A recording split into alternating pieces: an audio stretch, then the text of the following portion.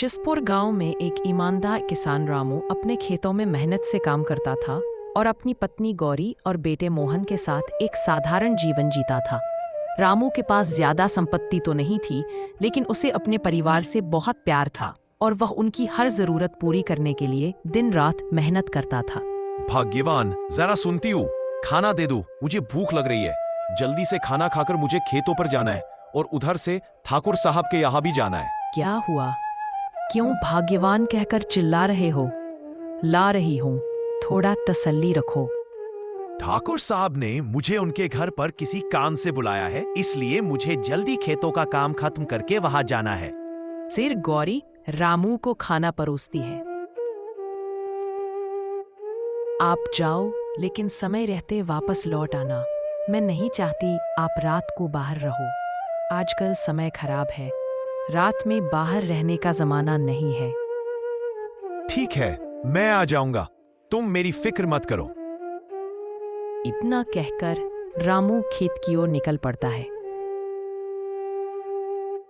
दिन भर खेत में काम करने के बाद शाम को वह ठाकुर साहब के घर पहुंचता है। अरे रामू भाई, कैसे हो? परिवार कुशल पूर्वक तो है ना? हाँ ठाकुर साहब, आपकी दुआ और प्रभु के आशीर्वाद से सभी कुशल है। आजकल खेतों में काम कैसा चल रहा है? पिछले साल से ज्यादा करनी है, इसलिए थोड़ा खेतों में ज्यादा मेहनत करना पड़ेगा। मैं इस बार अपने बच्चे को पढ़ने के लिए शहर भेजना चाहता हूँ। अगर समय ने साथ नहीं दिया तो तुम क्या करोगे? मैं पूरी कोशिश करूंगा, आगे ईश्वर की माया है। अरे रामू भाई, बात करते करते जिस काम के लिए मैंने तुम्हें बुलाया था वो बताना ही भूल गया। कल सुबह तुम्हें मेरी बैलगाड़ी में 50 बोरी गेहूं लेकर शंकरपुर गांव जाना है और वहां मेरे मित्र ललन के पास पहुंचाना है। बस इतनी सी बात, मैं आपका काम कर दूंगा ठाकुर साहब। इस काम के बदले मैं तुम्हें अपनी 20 बीघा जमीन खेती के लिए दे दूंगा। आधा हिस्सा तुम्हारा और आधा मेरा। ठाकुर साहब, क्या आप सच कह रहे हैं? हाँ रामू, बिल्कुल सच।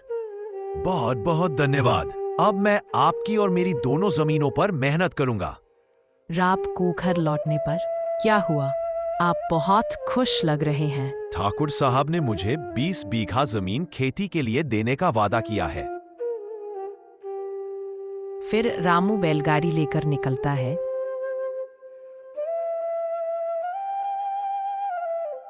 शंकरपुर पहुंचता है, ललन को गेहूं देता है।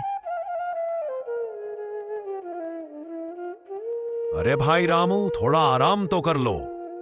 नहीं भाई, देर हो जाएगी, मैं चलता हूं। रास्ते में उसे गोपाल मिलता है।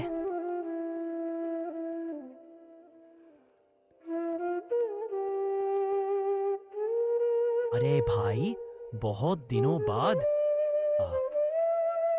हाँ भाई, चलो साथ चलते हैं। रामू समोसे और कचौरी लेकर गोपाल को बताता है कि बीवी और बेटे को खुश रखना जरूरी है।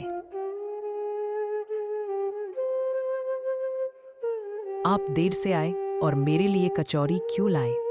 तुम मेरी पत्नी हो और मैं तुम्हारी खुशी का ध्यान ना रखूं तो किसका रखूं?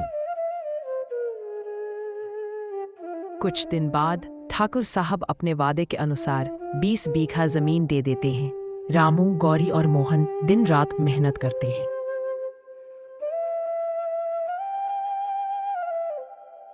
यह देखकर पड़ोसी हरिलाल और उसकी पत्नी कमला जलने लगते हैं।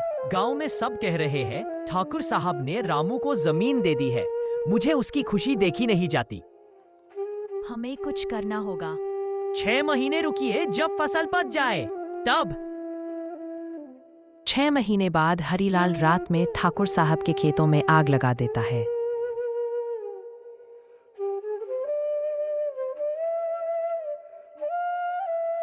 अगले दिन रामू और गौरी जलती फसल देखकर टूट जाते हैं। हम तो बर्बाद हो गए, अब क्या करेंगे? भगवान सब देख रहा है। 2 दिन बाद ठाकुर साहब आते हैं। मेरी फसल का हिस्सा दो। साहब, खेत में आग लग गई थी, मुझे कुछ नहीं पता।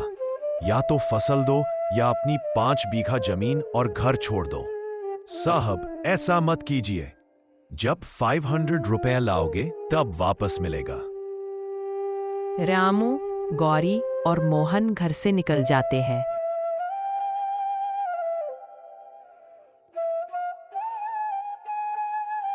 मोहन को भूख लगी है लेकिन खाने को कुछ नहीं है।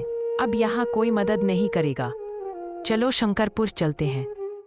ललन भाई, मेरे लायक कोई काम है क्या? मेरे पास किराने की दुकान में काम है और रहने के लिए घर भी खाली है। बहुत बहुत धन्यवाद, हमने यहाँ अच्छा पैसा कमाया है। अब गांव वापस चलें। हाँ, अब वापस चलना चाहिए। गांव लौट आते हैं। हरीलाल की पत्नी कमला अब इस दुनिया में नहीं रही। रामू भाई, मुझे माफ कर दो। आग मैंने लगाई थी, भगवान ने मुझे सजा दी है। तुम्हें तुम्हारे कर्मों की सजा मिल गई है। अब जाओ, शक्ल मत दिखाना। फिर रामू, गौरी और मोहन खुशी खुशी गांव में जीवन बिताने लगते हैं।